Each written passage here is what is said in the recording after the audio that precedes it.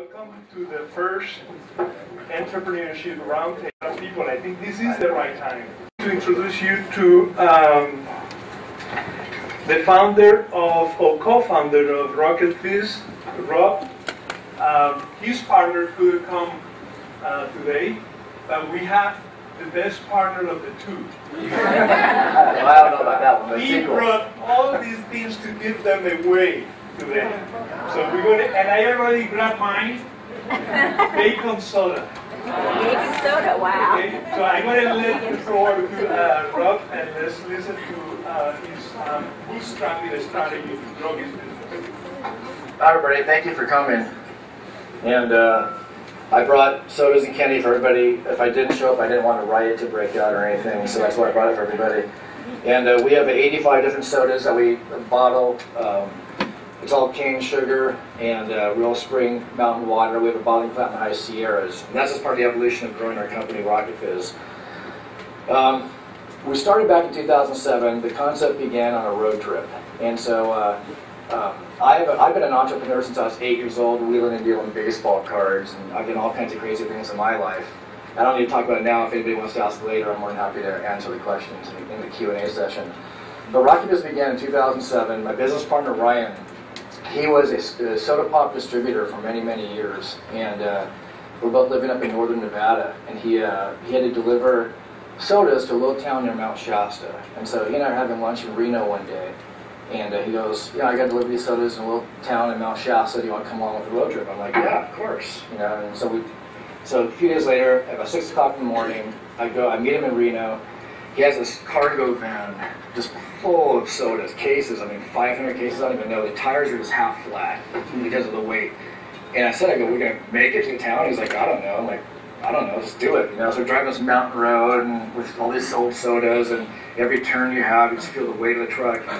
We get to this town, and this guy comes out, the guy who owns this retail store, so excited to see Ryan. I'm way too excited. I'm like, this is kind of odd. So I go in the guy's store. He's selling one soda for like $3.99, $4.99 a bottle. I'm like, oh my god, I'd be excited too if this guy shows up. And I see, and I know what Ryan's making. He's just not making much. And so I'm like, this is kind of backwards here. Let's just do something. Let's think about this. And the real estate in Camarillo, where Rocket Fizz is, I actually own that shopping center. And so I had a vacancy coming up in a couple of years, about a year and a half. And I said to Ryan, I go, let's just put a whole Rocket Fizz a soda pop concept together, no name yet. A soda pop concept together, and if it doesn't work, I'm not going to evict us. And your family, his family's from Camarillo, he's from Camarillo, all these up in northern Nevada, and we figured out a way to run it. And so we, on the road trip back from Mount Shasta, we're just taking all these notes, putting this whole Rocket Fizz idea, and it evolved for a year and a half. It just kept evolving and evolving. Finally, we opened up in February '09. But in the fall of '08, we're still up in northern Nevada, and we had a general contractor who was doing the store, but all the TIs for Rocket Fizz, and he ripped us off for over $90,000. He just took the money, and we're up in northern Nevada, and Ryan's wife is, we're all trying to call the guy, where is he? And the subcontractors are all calling for their money, like, this is, why aren't they being paid? So I ended up suing him and winning, but you only get half the money back. It was a pain in the butt. So between that and another retail concept that Ryan and I had back in '07, '08, Northern California, which we lost a lot of money because of forest fires in the tourist town, and the economy's changed. When Rocket Fizz opened up in February '09, we have a lot of debt. An enormous amount of debt. So what we did when the contractor took our money, Ryan's family and friends are all in Camarillo, and he has friends who are all like subcontractors and plumbers, electricians, and so on. So everyone came together, and they all just pitched in, and we built Rocket Fizz. And so when the TIs were done, all the inventory was coming, and we pulled off all the construction paper from the windows, and people were just banging on the windows all day and wanting to come in and see what it was. And we're selling candy and sodas like out of the boxes, and I have like a shoebox full of like quarters and dollars and just money, and people want to buy things, and they're not even priced or anything, and they're like, how much is this? I'm like, I don't even know. I haven't even seen the invoices. I'm just like $2 or whatever. It's like a little flea market going on there. Finally, we officially opened up the store in February '09, and the first Saturday night we opened, there was about 70 people in the store, and it was just packed. And 2 people know each other, 3 people know each other, but pretty much they're all strangers to each other. And on our soundtrack with the Village People, YMCA, come on. The whole store is in the YMCA. And I'm just like, I'm like on 4 or 5 days of just really so little sleep. And hey, Ron, I look at you like, am I hallucinating here? Is this really real? And people are just doing the whole YMCA dance in the entire store. You know, this is nuts. And so people kept asking me, well, I want to do one of these stores, and kept asking us and how to do it. And we thought, the idea of franchising came to us. So we had all of this debt. Rockfizz was doing great when we opened up. So the cash flow was good, but the expenses clearly, including the debt, clearly exceeded the cash flow. So I went to, in the next year, I went to 13 banks, lending institutions, credit unions. They all told me to screw off, take a hike. We don't want to talk to you. And so I'll watch my language. So, and so I have real estate, I have assets that can be collateralized, and nobody wanted to give us a loan at all. And so it was pretty bad. So what happened was, a couple weeks after we opened, we knew we couldn't get any loans. We already gone to 2 or 3 banks. They all said no. We needed cash flow. So it was raining one night, like at midnight. We're sitting on the floor in the Camarillo store. We're like, okay, what do? We got a gold mine here, a huge winter, we need money. So we decided to jump on an airplane and go fly to Asia. And so what we did in Asia was, a lot of toys are made in Asia. It's just, you want to buy American, but unfortunately you just can't compete in so many areas. So we flew there and bought a bunch of old toys and gag gifts, but we also bought 10,000 pieces of fake dog poop. And so we brought them back. I'm calling a spade, you know. We brought back these 10,000 pieces of fake dog poop along everything else, and we sold it out within probably 3 or 4 months. And so the joke is, we always joke that Rockfizz is partly built and financed by fake dog poop. It's actually true, you know. And let me back up about the store build up. When the contractors took our money, we were up on Bridgeport, north of Bridgeport, Highway 395, north of Mammoth. I don't know if you guys have been up there. It's a really pretty area. So we're fishing, and we're like, okay, we gotta get our store open. What are we gonna do? And we're on this dirt road, and there's a pile of trash, corrugated metal, just old wood. And Ryan's like, let's just use that to build out our store. I'm like, it's trash. So let's just do it. So we've been back in my truck. We just threw all this trash in the back of my truck, corrugated metal and wood. And to this day, it's still in Camarillo, right by our coolers. You can still see the old trash pile on our wall that we built out our store with. It's just a way of saving money and bootstrapping the business. And so banks wouldn't help. Still, I don't think they really helped much anyhow. They certainly didn't help back then. And so we had to just be creative about financing. And so when we started franchising, it took about a year to go we got a really good franchise lawyer, kind of a great franchise lawyer. And it took about a year to go through the whole franchising process. You have to get approval from the Department of Corporations, do all the backgrounds. It's just a long process. And so we needed to be able to make money before the approval. So we got really involved in the bottling end. We got a bottling plant in Northern California. And we started doing licensing deals with a few of the stores before we were able to sell franchises. And so there's another income stream for us is our soda pop bottling. And so by developing these different income streams for Rockfizz, we were able to help improve our cash flow and so on. And so that's kind of what we did. And so the concept just kept growing and growing. People wanted to buy more and more stores. We have, like today, in fact, I should have said this at the beginning, Ryan can't be here. I'm a little late to say that now. He can't be here because we just opened up Henderson, Nevada on Monday, and Salt Lake City opens tomorrow. And he's the operations guy, and he goes to all the stores and does the build-outs. That's why I'm here solo. But we just grew. And so the concept began the idea was I would tenant for my property, pays the rent, have a good time give Camarillo a good time, and then it just really hit. And so it still evolves. We've gotten really big, and we have a new CEO who brought in last year as an equity partner. And but we're still growing. Even though we're in our infancy, we're in 15 states now, and just started here. But the financing part, we're over that bell curve, I hope, and so everything's is really good. But it's really challenging for us to get past that, and you just got to be creative in how you're going to raise the money. And I have friends and family. Nobody is departing with their money. Back in 08, 09. There's just nobody wants to leave. The banks are not loaning money, and they like the whole economy was shut down. And I don't know how many people here have businesses and have the experience, but it was really tough. Even people a lot older than me in business have never seen it this bad. And so I think we're kind of coming out of it. I'm not sure, but Rockfizz is definitely coming out of it. What the economy is, I don't really know, but it was a pretty tough time. So in terms of financing, I wouldn't start a business unless you have capital, and I definitely learned a life lesson on this one. And you definitely want to be capitalized. And if you start a business also, you want to make sure you have all your intellectual property lined up, trademarks lined up. You always want to get lawyers on your side, just to make sure everything's done the right way, so there's no any issues later on. We own a lot of trademarks. We have an IP lawyer out here who does all of our trademarks, and Alpha Soda's here. We have everything's trademarked, and so our names, everything. So if you ever start a business, you just want to make sure everything. It costs a little bit of money, but you want to make sure everything's done the right way. In terms of branding, I'm a big. One of the other hats I wear for RocketViz is I'm in charge of all the marketing and branding and franchise sales. And let me go to franchise sales. So franchise sales. So when people inquire, we get inquiries every day from all over the country for franchises. We've never done any franchise conventions, never advertised a franchise for sale in any franchise publication, never marketed our franchises for sale in any traditional manner. And people find out about us through TV shows, customers come in and want to buy one or know somebody. That's usually how it works.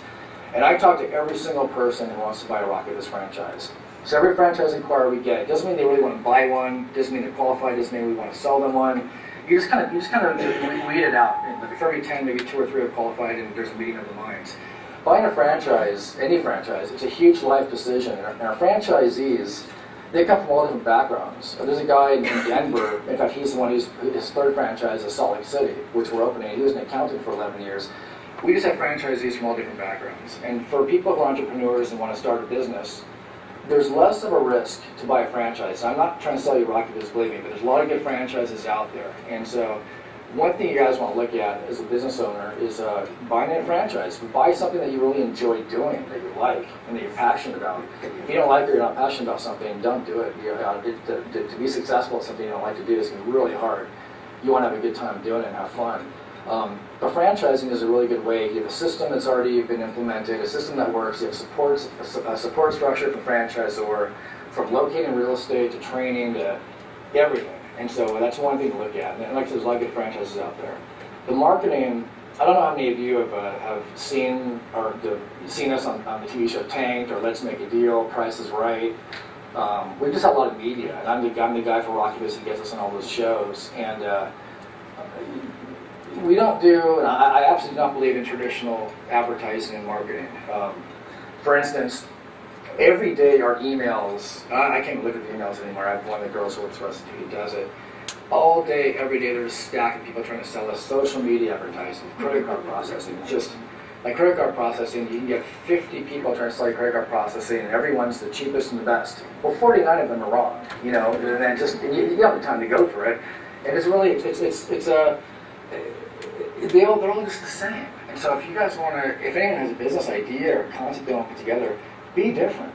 I'm literally done. Be outside the box. You don't do what if you have competition, look at what they're doing and don't do what they're doing. Even if they're successful, still be different. And whatever it is, just like with us, what makes us different is there's a lot of things actually. What makes us different is you're kind of looking at it right there. We're soda pop bottlers. We have our own bottling plant up north. And we're a big company now, but we're not corporate. We don't act like corporate. I own one suit and tie. I worked once in the last 4 years. That was like a month ago. And we're just 2 guys, and plus our CEO, who just come up with really crazy ideas. And these sodas are really funny. You know, I have over 1,000 more sodas in one bottle, and it just takes time to roll them out through the system. We just can't do it every day. But being creative and interesting and funny and giving people a good time and obviously value for whatever they're spending money on is really, really important in life, in any business. And so RocketViz is, it's like an entertainment. I assume a lot of you have been to the stores, right? How many have been to the stores? I mean, the whole room almost. Thank you. Well, thank you. Go back anytime you want, too. I appreciate that. Thank you. Go back every day. It's all good. But yeah, it's... Again, they're entertainment based. You have an idea of what they're about. You know, I put the soundtrack together of all the funny 60s and 70s music, including the Village People, YMCA, and the visuals. There's a reason, without getting too detailed, there's a reason why our trade dress, when you walk into the stores, there's a reason why everything is where it is, why it's there. There's a reason for everything. I'm not going to go into details, but as when you buy a franchise, you obviously learn that stuff. And there's a reason why other franchisors have the same sort of trade dress. But there's a reason. Nothing is an accident when you go into a RocketViz store. And so, the bottom line is you want to have a good time, you know, and we want to give you a good time. And I have a great time in the stores. I have a good time. Just everything we do with this company is pretty fun. Like 95% of the time, the 5% is at the pain, we just deal with it. But we, yeah, so we went from one store in February '09 to 56 right now, I think, and in 15 states. And our goal is to be in every city and town throughout America, and we will be. And it just takes time, and it's a controlled growth. And in fact, one of the reasons we brought in our new CEO, he has a really good background. He and I actually been friends since we were kids, and he's got an MBA from Harvard, a really smart guy. He's run businesses and companies and grown them before.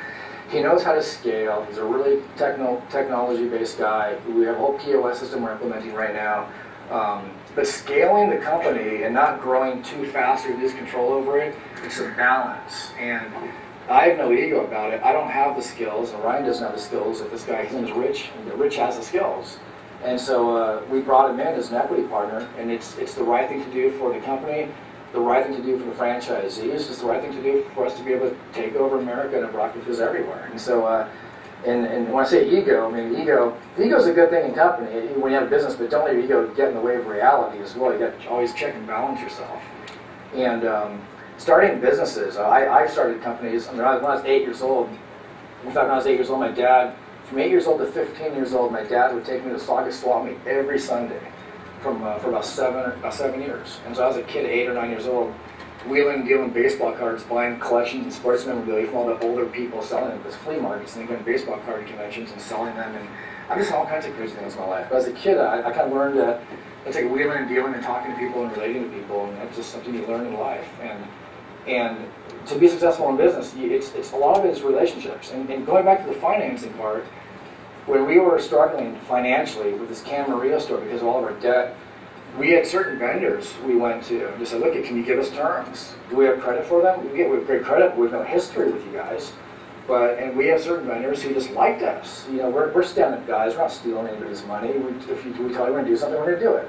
And we did. So they gave us net 30, net 90, net 120, which is unheard of for people. But they gave us great terms, and we're able to leverage that money to grow the business as well. So between that and fake dog poop and everything else, we're able to grow it, you know. And we still bring in new things, new items, new products. It's always changing and so on.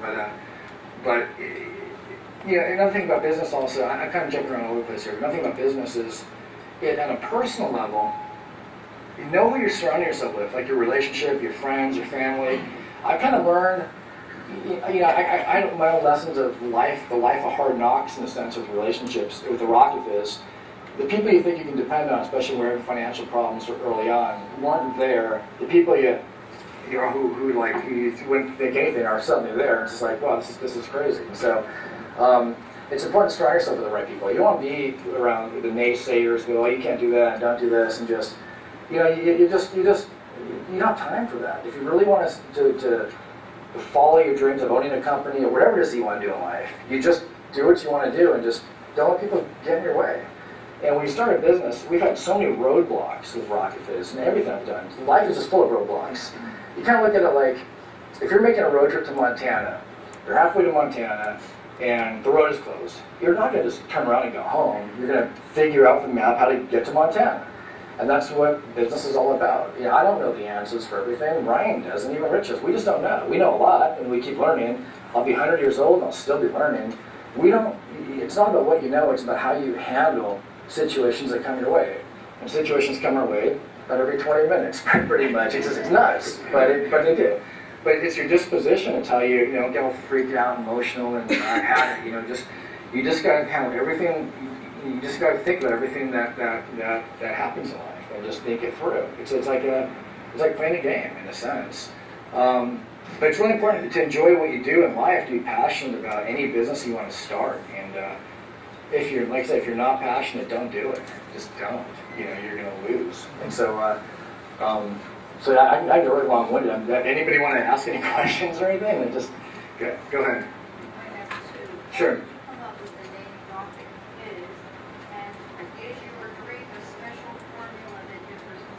Okay, good. Two good questions. Rocket Fizz, I get the question a lot from Rocket Fizz. In fact, Will you repeat the question before you answer it? Yeah. She wanted to know how we came up with the name Rocket Fizz, and is there any special formula in our drinks? So the name, I get that question a lot. In fact, we've had so much media, and I read some of the things written about us, and I'm like, where the heck did they get that from? You know, this is wrong. I'll tell you exactly where the name came from. In 2007, when we had the idea of Rocket Fizz, we did not have a name for it. So it's nothing dramatic here, but I'm sitting on my couch at home with a legal paper and writing down names, and my ex-girlfriend was there at the time. I'm throwing stuff at her, and she just thinks everything's stupid, so I left her out of it. So I wrote down my name, no, ex-girlfriend, so there. So I have all these names, and then I'm up in northern Nevada. So come down to Camarillo, Ryan's right down here, and then one of the names, of course, is Rocket Fizz. And so we leave Camarillo to drive back to Reno. We leave Camarillo about 8 o'clock at night, and we're in a town north of Bridgeport called Colville. I remember everything exactly the way it was. About 2 o'clock in the morning, and we're just putting up a Rocket Fizz business model. So 2 in the morning, we're like, okay, let's get to the name now. So I'm driving, and Ryan's passenger seat, and I'm like, okay, I'm saying his names, and he's just like, no, and no. And I say Rocket Fizz, and he's just quiet. And then I said, okay, and I had a logo in mind. The logo is like it is today. Planet Earth, North America in the background, a Flash Gordon type of rocket going around planet Earth. Can you guys hear me? Is that okay? Is that me? Okay. It's planet Earth in the background, planet Earth and North America in the background. Turn it off.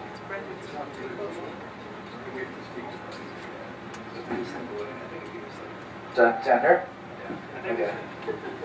I'll stand wherever you want. I'll go outside if I'm going to go outside. That's okay. Okay, I'll go Rocket Fizz. Okay. So the idea was the logo is you have planet Earth in the background, planet Earth is a logo, North America in the background, a Flash Gordon type rocket with soda bubbles coming out the back, and I used to be blonde when I was a kid, so like a Dennis Menace kind of character on a rocket. It's like a real retro. And so as we're driving near Colville, on the way to Reno at 2 in the morning, so I said to Ryan, and then he was quiet for about a few seconds, and I elaborated on the logo that I envisioned, and that was it. That's where it came. I wish I had a great fun, so I was parachuting, the chute didn't open, it was rocking. That's exactly what happened. So that's how the name came up. I had some other funny names too. So the formula, we have a lot of flavors. In fact, I was just telling Brandon that we're bottling a maple bacon, a chocolate bacon, a strawberry chocolate, and banana chocolate all in the next 30 days. So it is. So we have a bottling plant in Northern California. And all of our water, we have a river that's about 30 feet underneath our bottling plant. So we pipe down, pull the water out of the ground into the high Sierras, and it's pure, it's only mountain water, and we use real cane sugar in our sodas as well. It's a healthier soda. And the flavors, it's hard to, we can go to a restaurant and pretty much bottle, depending on the restaurant, probably half the items on the menu. And a lot of it works, a lot of it doesn't work. There's been a lot of trial and errors, a lot of errors, that's for sure, bottling this stuff. But the flavors come from, it just depends what we want to bottle. The first and that came from just driving on the 101 freeway near Laurel Canyon heading to Pasadena, and I remember exactly what we're like, Ryan's just like, let's do a really funky soda, let's do bacon. And then we put a label together, just a road trip. And all our ideas come in cars because we're so busy bouncing around, it's rare we're actually together. And so, but there's these incredible, crazy, brainstorming, wacky, funny sessions that we have. Just I don't even know where this stuff comes from. You know, like a demon inside me comes up with this. It's funny. But go ahead. Sorry. Are they all sugared, or do you have non-sugared ones? And one other question on the same subject. What percent of all your various versions actually sells? Okay, so, well, percentage-wise, it varies. Believe it or not, our bacon soda has been our #1 seller in the last year. Go figure. And I always joke around, eat your eggs and drink your bacon. So it's bacon's a fad. I mean, it's going to be big in a year or two. We don't know. We watch. We pay attention to all the sales, all the statistics, all the spreadsheets. Well, we know what's going on. But there's a huge demand for it. The most common flavors are your root beer, your cream sodas. We have even though we have 85 sodas that we own, either a license, like we license Snooki and Judge Wapner and Gene Autry and so on. But we own these labels. But we also do deals with small bottling plants that we have exclusives on around the United States. And so there's a lot of great soda out there that just can't make it to the retail market. So we're the guys who do it. We're also distributors. And Ryan has that background, which I've got my crash course in it. And to distribute sodas, we have all infrastructure in place for the Rocket Fizz stores. And so to be able to support our brand, and trade dress and inventory. We control everything. You know, nothing, no product can be in any Rocket store unless I approve it or Ryan approves it. That's it. We get people from all over the country, probably all over the world, sending us products and ideas, and can we sell this, can we sell this, and you know, it's important that we sell the same thing. So go back to sodas, all the sodas, we have about 500 different sodas in our stores. Yeah, of which 85 we actually own. Are you guys okay listening? Can you hear me? Okay. So, does that answer your question? So yeah, we have not done a diet soda yet. I'm actually working with a celebrity right now who wants to do his own diet soda line. I have an NDA signed, so I can't really talk about it, but we haven't done it yet. We do sell diet sodas from other beverage makers, but Rockfizz has not done one yet. We're eventually going to do one. There's two flavors that the customers, the people have asked us the most about for diet drink. That's probably what we'll start with. So yeah, we don't know what the supplement is going to be. If there's something different, it's as healthy as we define. How did you get on the Price is Right? The producer of The Price is Right. Well, Drew Carey's a fan of ours, which actually helps. But The Price is Right, we were on twice actually. So and in the showcase both times, and they won both times. And so the producer of The Price is Right contacted us and said she wanted to see if we could be on The Price is Right. So did you see it did you see it on TV? So we so the last one is a Father's Day version. They filmed it in April, and I was down there with the set and stuff. And so we have a NASCAR race truck that Rockfizz sponsors, and again, we got a great deal on it. It's very different than what other companies do. I'm not a huge race car guy. I could talk about baseball, football all day long, but I'm not a huge race car guy. But it's fun, and so we've all Rockfizz race truck, and so that races out at Irwindale Motor Speedway. So the producer was asking us if we want to be involved in the Father's Day version of have Rockfizz sponsor it, and I said, let's just do our NASCAR race truck and put it in the showcase. Great branding, great exposure, 3 or 4 million people watching it. And we bottled sodas for all the audience and gave it away and gave them all candy. And the people who were on it, they won the race. And in fact, we were out there Irwindale in October with our race truck, the last race of the season, and we actually won the championship, which is crazy. I didn't think we would, and we did. But with the Price is Right winners, so we have them on our Facebook page and on our website. It's all about branding. It's just about getting. Look what everyone's doing and do something different. And I learned from people when people come to us trying to sell us advertising and social media, just every day people trying to sell us all their services. There's so much people trying to like ram down our throats. We can't keep up with it. But then I also look at what everyone's doing. I'm like, okay, this is exactly what I'm not going to do because everyone's doing it. And you just got to think about what not to do. In fact, what I'm implementing now, a few weeks ago I came up with something called Project Space Alien. And what that is we're taking bicycles and making them into spaceships. And we're having employees dress up as Martians. You know, without elaborating more, but it's going to be really funny marketing. And we're going to test it here in Southern California. And if it works, I'll have every franchisee, and I'll implement it through the entire system. But it's being different. I haven't seen many Martians pedaling bikes around, lately. And so it's being different, And we're big into props. So you go to Rockfizz stores and we tell our franchisees, some franchisees with one stand this who does a great job with props, so others who just don't want to spend a nickel on props. But we like to have props, funny things in our stores, entertain people. We had in fact, our store before Rockfizz was all about Bigfoot. And we had Sasquatches everywhere. It was the funniest thing ever. But the forest fires and economy just put us out, and that's where the debt started. Oh, sorry, someone had their hand up over here. Have you put the fake bubbles coming in with a fake kill pipe on that truck? Like you have the bubbles? No. There's also costs you gotta watch for as well. You gotta like try to do things as costly as possible and be as creative as you can. That's a good idea. I like our own spaceship would be great, but I don't think the government allows us to have a rocket spaceship. You never know. We have some funny things. We actually bought it's at our warehouse. We have an old truck that we're going to convert into a rocket ship with a rocket on it. And it has a hydraulic. We're waiting for a certain event to happen before we do this. But it's a rocket. It's a truck with all these rockets on it. It's pretty funny. I think the CHP will pull us over.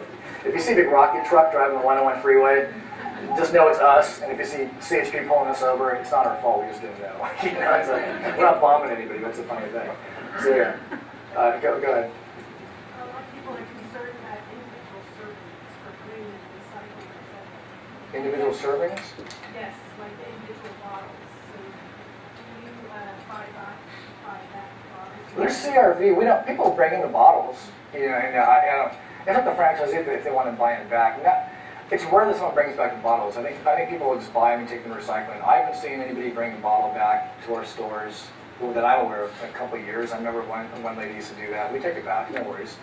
But I think people just take them to recycling, and so I'm not too involved in that end. But they're all California CRV and stuff. So go ahead. I'll work my way back. Sorry. Go ahead. You talk about see what everyone's doing and do something different.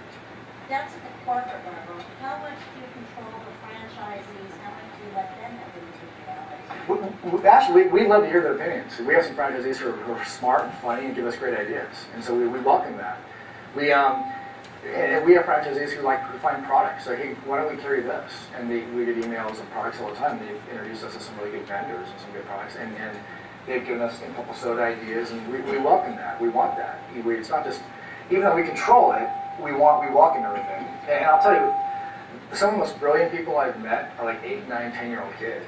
You know, I'll be in a store, I'll be like, what do you guys like about Rocket Fizz? And let's go off. And I'll be like, what don't you like about Rocket Fizz?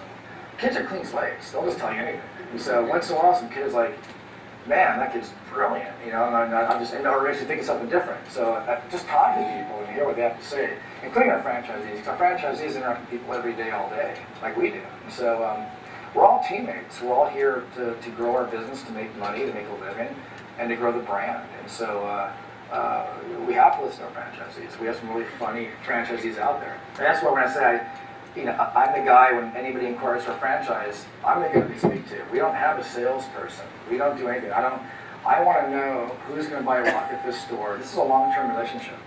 I want to know who's going to buy a Rocket Fizz store. Are we right for them? Are they right for us?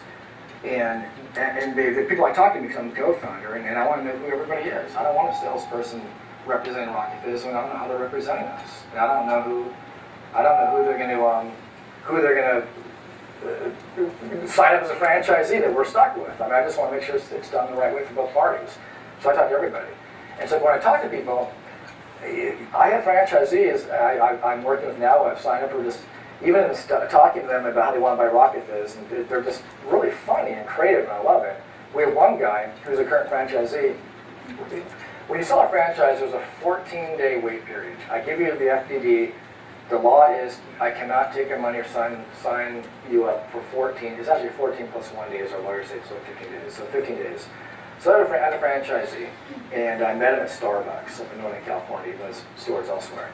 And he comes from the banking business. I met him. He's like almost hyperventilating meeting me. Just like, oh my God, I just want to sign right now. I got to sign right now. I go, there's a wait period. I just got to wait. He's like, oh, screw the wait period. I want to do it now. I'm like, I have to wait. But he had all these funny ideas for Rocket Fizz. He's a great guy. He's actually looking for a second store right now. And so I'm talking to him like, this is a guy who's just, he's just really passionate about what we do.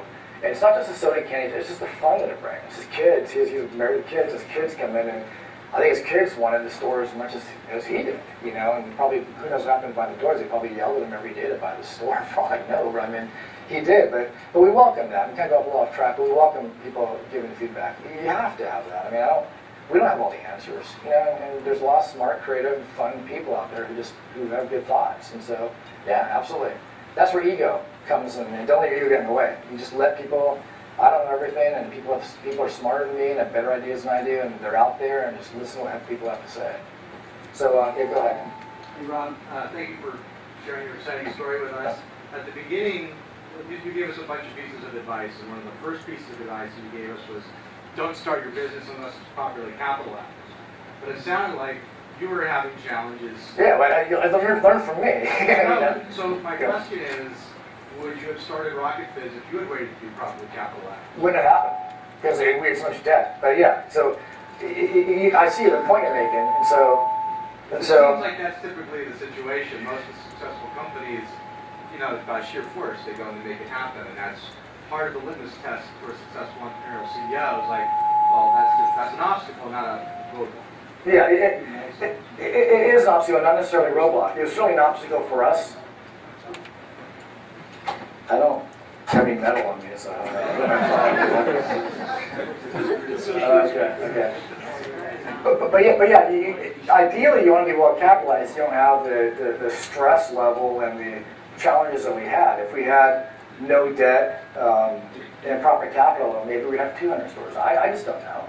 But what I do know is in 2007, especially 8, 9, 10, I wouldn't want anybody to go through what we had to go through. Literally, on a personal level, on every level possible. I mean, it was just 80, 90, $100 work weeks just to deal with what you got to deal with.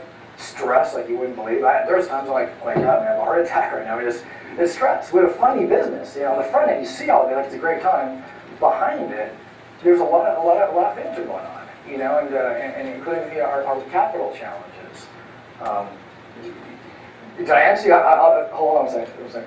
No, again, you answered the question, but I think in an ideal world, you want to be properly capitalized. And if you're a third-time entrepreneur, you can go to your VC friends you've made money for before, you can start with money. But all those people, Google, PayPal, eBay, Amazon, every company like that, first-time entrepreneurs, you never have the capital. That's right. At some point, when you prove yourself, the capital comes. Yeah. By that time, half the time it's too late. They don't need it. Like us. If you were gonna move it, you sold the Jelly Belly. I mean, when I think Rocket was a big move with Jelly Belly of soda.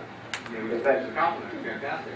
But if you went to go do another business, you could get capital right away. That's correct. That's correct. Then we've proven ourselves now. That's exactly right. 5 years ago, I mean, I wish the banks had your thought 5 years ago, 4 years ago, but they didn't. Right. You know, they wouldn't give us time of day. You know, they just told me to get lost. You know, so yeah, I got really long-winded about that one. Let me tell you one bank experience. I have to say it. So there's a local bank, and I went in about 2 months after Rocket Biz opened, and I go in the guy's office, and he says, "You have to be in business for 1 year for us to consider giving you a credit line or a loan." I said, "Okay, no worries." 1 year to the day I walk in his office. 1 year, not even a day late. And he goes, "It's 2 years now." And I go, "What's wrong with you?" I'm like, you know, it's like what's wrong with this guy? You know, but just I'm driving away thinking, okay, you know, we're going to make this happen without these banks, no matter what, and we did. You know, and so, but that's the way to deal with. And I can't fault the banks entirely because the economy was really bad. I mean, I've never seen banks not loaning money. And I even said to all the banks, I go, put a note on the properties. Do whatever you need to do. It's give us capital. Get us out of this debt, and then we can let us grow the business. Nothing. It's just like, that's why we had to go to Asia. But the good thing that came out of it, it forced us to really use our noodles and think hard about, okay, now what are we going to do now? And that's, from that moment on, it just hasn't stopped. It forced us out of that box. So, go ahead. Okay, you mentioned Asia. Sooner or later, you're going to saturate the U.S. And we know in Asia and in Europe, they in some places, they love McDonald's, KFC. We know. We're very aware. Yeah. It's too early to plan on that. And we are. So, yeah, it goes a little beyond that as well. Thank you. In fact, our Tank TV show aired 2 weeks ago for the 16th time in the United States. It's aired in Australia. It's aired in Europe 3 times. And I always know the day after it airs, I just see when the girls just look at her emails, is just stacked. People like in Germany working up by bacon soda, Australia working at it's just the craziest thing. And we know there's a demand out there. But yeah, I agree. So we'll be we can go beyond the American borders. Go ahead. Well, the co-branding is very general. Yes, co-branding and what we co-brand celebrities, like Snooki, for instance. She's a great brand. I know her in real life, and she's a friend of mine. And believe it or not, she's a really smart girl, very smart. And I have a nice relationship with her. And she has her own brand, and her team has done an incredible job with her. And we've co-branded with her, for instance, by doing her wild cherry soda. And so it's co-branding on that level. I'm a big fan of movie and TV shows and celebrity endorsements. It's incredibly powerful to use Hollywood to help promote your brand, and in turn you help promote that film, that TV show, and that celebrity. There's an incredible cross synergy between us and that industry. And so co-branding on that capacity, yeah, we do movie product placements. In fact, if you go to our website, we just did a product placement for a film, a low-budget film called The Concessionaires Must Die. A friend of mine's directing it. There's Rocket is everywhere. And then we use other celebrities and directors who were in other films and TV shows as well. You'll see Rocket because I can't control the final cut, what's there. I just allow them to use all the sodas and our logos and stuff. But co-branding is really big, yeah. We've been approached by other stores to have Rocket Fizz inside of like a main store and co-brand on that level. We haven't done that yet. The right opportunity hasn't presented itself. But yeah, if you want to be more specific, I can give you more specific answers, hopefully. Okay. I mean, you're not looking at franchising it similar to what you would see at a 7-Eleven or Starbucks, or your brand stands. Well, our brand stands up right now, and I never say never to anything. We're always open to something. There's always going to be good ideas, clever ideas that we haven't come up with, and just people have, things happen. So I'm always open to hearing ideas. So yeah, we can consider co-branding depending on what it is. And it has to be the right relationship. They have to have the right brand like us. We're really funny, family-oriented. Just a fun brand. We want to be able to co-brand with something like that, and nothing that's going to take away from what we're about. And so yeah, yes, we're open to it. Yeah, to make the answer. Hold on one second. Go ahead. I'll get you next time. I promise. Go ahead. Because you franchise in so many places now, you've gone into lots of municipalities, which all have their own sets of rules, regulations, etc. Well, which ones drive you nuts? Which are the cities that put regulations in place and absolutely make it impossible for you to go in? And which ones do a great job of encouraging new businesses like yours? Can you sit here until Christmas time? Because I'll go off on that one. Well, first of all, there's two. I kind of clarify. In selling franchises, there's registration states, there's non-registration states. We just can't sell franchises in every state. And so our attorneys, who are franchise lawyers, I know generally what states we can sell and what we can't sell. If I have somebody who wants to buy a franchise in a state we're not registered, we'll go get registered. And like California is a registration state, whereas maybe I guess Texas is not, for instance. And so, and Texas is a very business-friendly state. The store build-outs, we have our own crew, and this goes back to the contractors stealing all the money from us. When Ryan's friends came in and bailed us out, this is the crew today that builds out all the Rocket Fizz stores. We built out every Rocket Fizz stores around the country except for one. And that franchisee had his own people want to do it, and it costs them like 3 times the amount, more headaches. Our crew's done so many times yet they must do it in their sleep. But they deal with different cities, counties, and some of them are big pain. California is not a business-friendly state, whereas other states are. And I get really long-winded about government regulations and stuff. I'm pro-small business. Even for Rocket Fizz, I'm pro-small business. Let people have a business. Don't handcuff them. We've created around 300 jobs, obviously without any bank help. And 2 guys responsible for 300 jobs, maybe it's 280, maybe it's 320, somewhere around there. And the government comes out and says, jobs, we want to create jobs.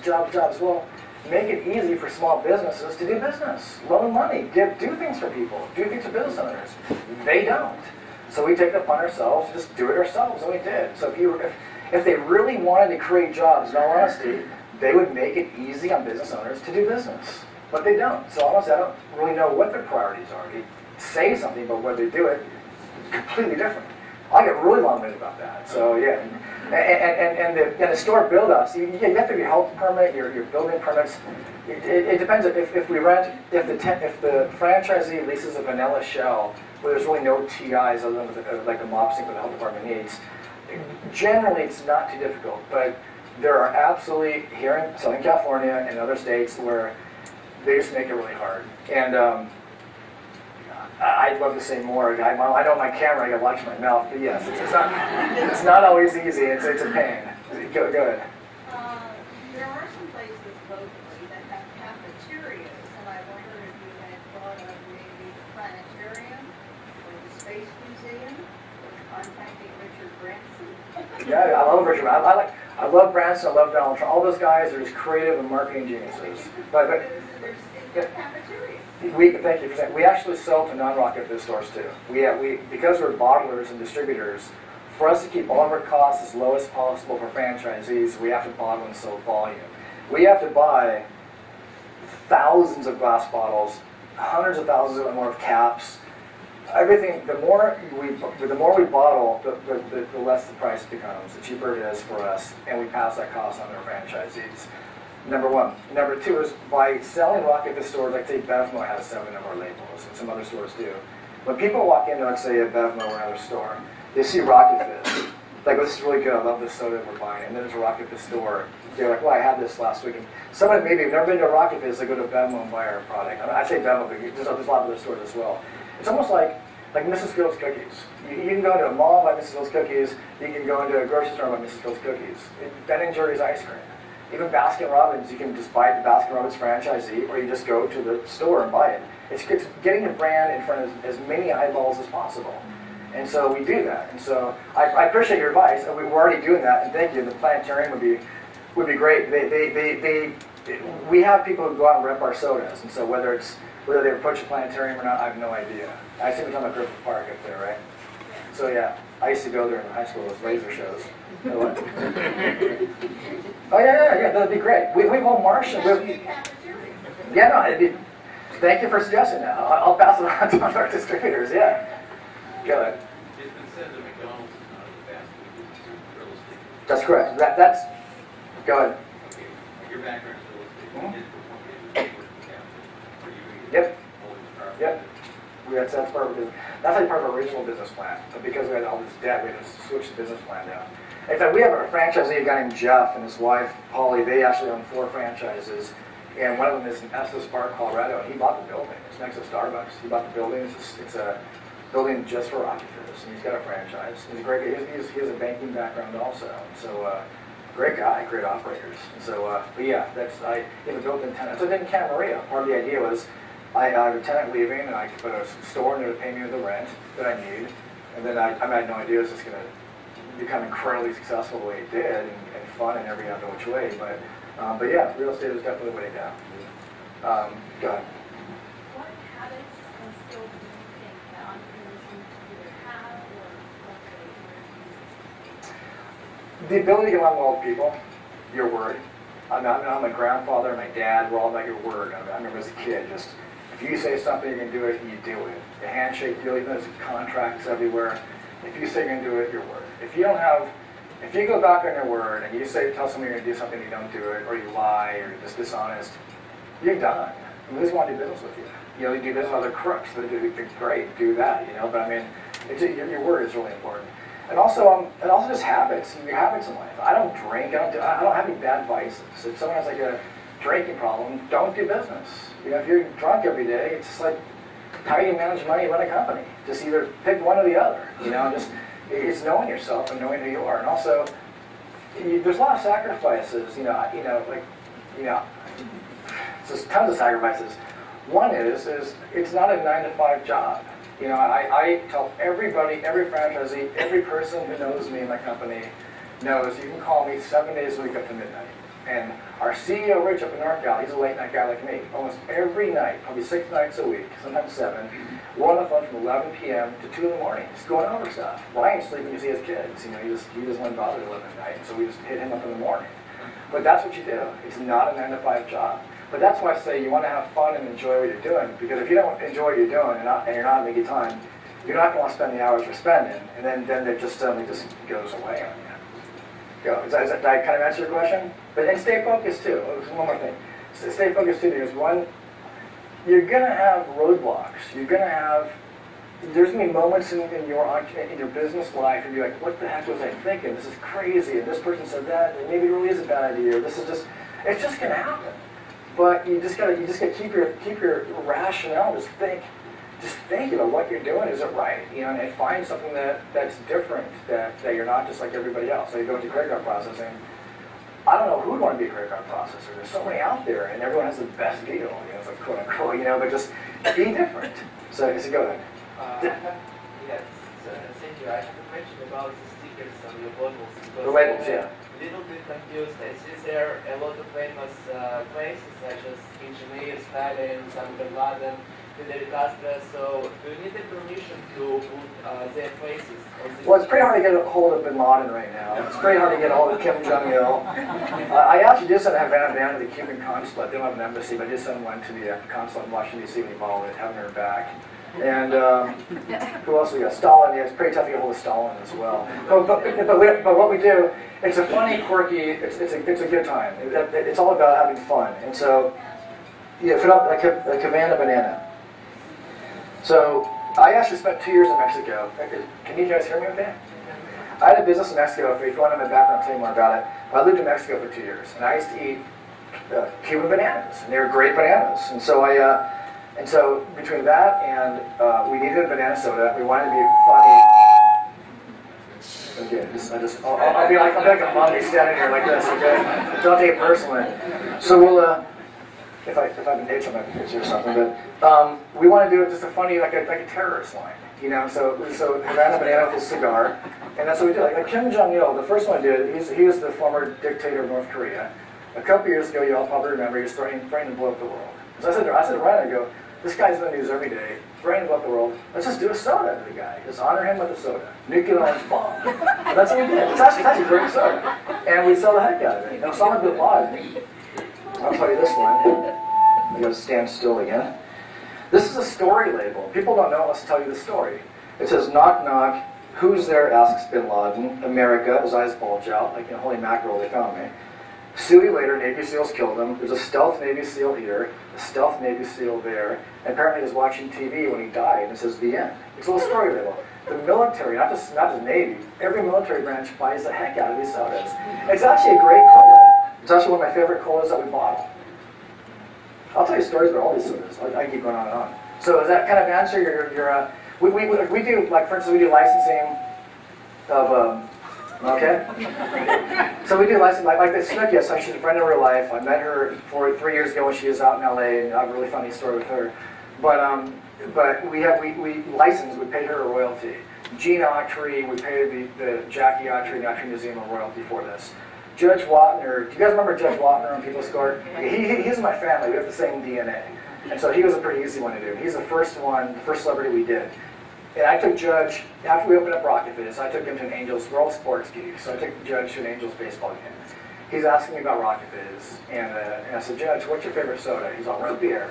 So I go, Judge, everybody over 30 knows who you are. Let's just do a Judge Wapner root beer. He's like, great. So it took us like 3 or 4 months to put all the artwork together. And so he's coming to Camarillo, our store in Camarillo. We just opened like 4 or 5 months before. And so we built a courtroom on our patio, a fake courtroom. And so for him to come, he's very rigid with time. Be there at 11, has to leave at 1 because his bridge game at Century City at 2 o'clock. This is the way he is. So we build the courtroom for him, and we have tons of people. We didn't even promote it. We had banners out. I don't even know how we would promote it, but tons of people came to meet Judge. He signed bottles and stuff, and we pay him a royalty fee. So the wholesale level, because we have like Wizard of Oz and Mighty Mouse and certain things that pay royalty, we have to up the price a little bit to cover the cost of the royalty that we pay on it. And so, but they all sell at the retail level. The margins are a little bit smaller for the franchisees, but they sell more because they're celebrity sodas. We have a lot of our celebrity sodas, movies, TV shows, all kinds of stuff coming out. We can do all that stuff. It just takes time to get it all rolled out in the system. Does that kind of answer your question? Yeah. Fire away. Go ahead. Yes, I was a little bit scared because I still know that like daughter of Stalin, she's still alive. And like if you put this picture, so probably like if she find out, she can take you to court. I mean, I'm welcome to that. Cease and desist. We'll stop selling it. Okay. I talked to our IP lawyers. I don't do this by accident. I talked to our lawyers about doing this. And for one, it's my understanding that I get kind of careful how I say it, but there's like certain. I'm not talking about Stalin per se, but certain people who might be considered enemies of America or where there's no relationship between two countries, may not be able to legally file lawsuits in America. Having said that, if we did this, and Stalin's relative says we need the rights, first I'll say, let's pay you a royalty. They'll say no. They will stop making it. It's easy, no big deal. So we haven't sold enough for this to make it worth. For them to make a phone, we just bought it 2 weeks ago. First of all, it's not even out in the system yet. For them to be, to think they're going to capitalize off this, good luck, because we haven't sold enough of it. Well, I'll give them a few cases for free. So yeah. Go ahead. Do you have locations that you like to have your stores at? Have you ever done any kind of planning or marketing analysis as to where a store would be successful? I mean, I personally have some thoughts on that, but I wanted to ask you a question. We do. We have all that. But go ahead. Sorry. If you formalize where you want your stores to be and what kind of a market location, footprints. Yeah, demographics and all the other stuff. Yeah, absolute locations. Yes. And what my answer to you is absolutely 100% yes. My answer to you also is we don't, it's some of the stuff I can't talk is proprietary, and when you sign a franchise agreement, we get really into details with you. It's a great question, and we do what you're asking, we do. Now, you obviously know real estate, so it's important for us, and a franchisee especially, to have it, to open the door, don't hit a double, come on, hit a home run. And we want everybody to have the right location, the right visibility, the right demographic, the right parking, right egress, just right everything, even the floor plan. And I do all the LOIs and lease negotiations on behalf of the franchisees because of my real estate background. That's another hat that I wear. I'll do everyone, I probably do 75% of them. And we want everybody to open up with a grand slam home run, you know, and so we're really careful with where people open up. The franchisee has the right to choose the location. They have the final say as to where they're going to be. But listen to us. You know, some of the early franchises open up were in bad locations. We're operators I wouldn't have selected early on. But that's because nobody knew who we were. And it wasn't, you know, what's Rocket Fizz? But no one knew who we were. So we weren't able at that time to be as selective as we are now with franchisees and especially locations. So yeah, it's really important, the right location. So we have time for 2 more questions. I'll be here till Christmas. I don't mind. I'll talk all day long. Who hasn't asked the question? Okay, go ahead. My turn? Okay. There you go. By the way, I love your bubbly personality. Oh, thank you. It's really infectious. I have no sodas today either. Kind of a controversial question. Childhood obesity. Yeah. And sodas have been, you know, really a target of that. Where do you stand on it? Have you developed some talking points? Okay. I can get really long-winded about this. So, I don't want to be divisive, but I'll give you my thoughts. Okay, and this goes back to New York, and I know where you're coming from. My thoughts are, and try really hard to remove me as a Rocket Fizz guy. I'll be really objective, not subjective, really objective about my answer here. If you ban soda, and this is a ban on soda, 60 ounces more you can't sell, are companies not going to sell a dozen donuts? Like, you only buy 1 donut at a time? Or I can't buy full pizzas 1 slice at a time? I go to Baskin Robbins, maybe I can't buy 2 scoops anymore, just 1 scoop. It's up to it's parents' responsibility. It's not the government's responsibility to tell you what to do. The thing, when I look at neighborhoods, my friends who have kids, when I grew up, we had kids everywhere. We're running around building forts, lighting fires, doing everything. You name it, we did everything. Not burning houses down, little, you know, firecrackers, you know, whatever it is, you know. But we did. But we were outside doing stuff.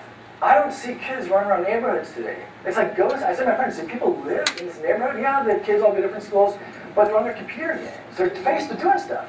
Get off your butt and go outside. And it's the parents to tell their kids, get out there and go do stuff. The parents take their kids to do stuff. Have your kids roll really. Take your kids to the park and throw the ball around. You know, it's just, for the government to come in, it's like, where do you draw the line? The government comes in and says, okay, so no more 16-ounce sodas. Like we passed that law. Okay, no more In-N-Out Burger, no more double cheeseburgers, only single patties, one slice of cheese. Where do you draw the line? And if you allow something like that to pass to a law pass, there's going to be other knuckleheads out there. Oh, that's passed. Let's now do this. And let's now do that. You're restricting American commerce. We live in a free country. We have a free society, freedom of choice. We can choose whatever we want to do in this country, legally, obviously. If I want to go eat a triple scoop of ice cream and 20 ounces of soda, whatever it is, I know American people aren't stupid. They know what's right and wrong, what's good and what's bad. Give people the choices to do what they want. You know, and don't tell me, I don't get really long-winded here, but don't tell me what to do, what not to do. And I don't have any kids. But if I had kids, I get them out and go play ball and do things. Get off that computer game. You know, that's where the obesity comes, among other things. I'll go for days on this one, but thank you for asking that question. So go ahead. Okay, so your last question. Okay. One last question, okay? Okay, how about these two? Okay. I give away a lot of our sodas and candy when people come into our stores. It's people like you, the customers. The reason I'm standing here is because of you. Because it really is. And I love soda, I love candy, I love to eat my product, drink it, I love to just look at the stuff and create things.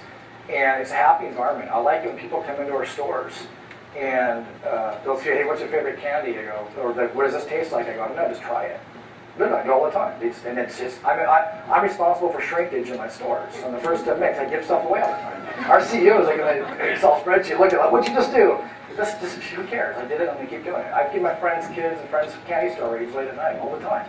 common that I do this stuff. That for me is fun.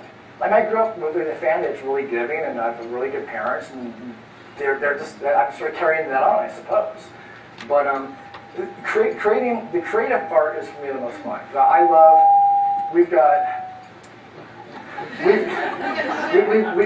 I have a little over 1,000 labels, including a lot of different flavors that I want to do. With Ryan too. We have some really funny stuff. Some of it's real pushing the edge on being PC and stuff, but it's really funny. But coming up with these ideas, I don't have, corporate or some big company I have to go to. I'm the guy. He's the guy. It's us. We do whatever the heck we want to do. And no one can tell us otherwise. And that's what we do. And that's what's fun, because we're pretty kind of demented sense of humors in some sense, with some of the funny things that we do, but it's entertaining, and it's working because we're clearly entertaining thousands and thousands and thousands of people a day come into Rocket the stores collectively. Our soda sales and candies were in the tens of millions of dollars a year now annually. We started with just one store. That's collectively. And it's because of the stuff we've created. And we're still in the infancy. So that's one of the fun things for me. Okay, great. Thank you so much. Oh, okay, thanks. Okay. Thank you. And also, I'll explain it to you all. Well, a couple of things. One is, well, a few things. I have, all these sodas are for free, so whoever wants a soda, grab a soda. I know, we're like trying to figure out what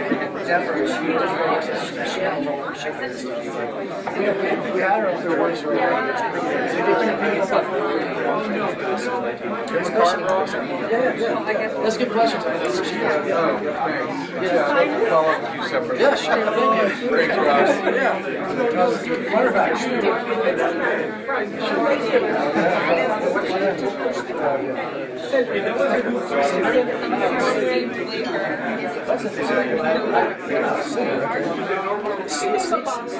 Yeah.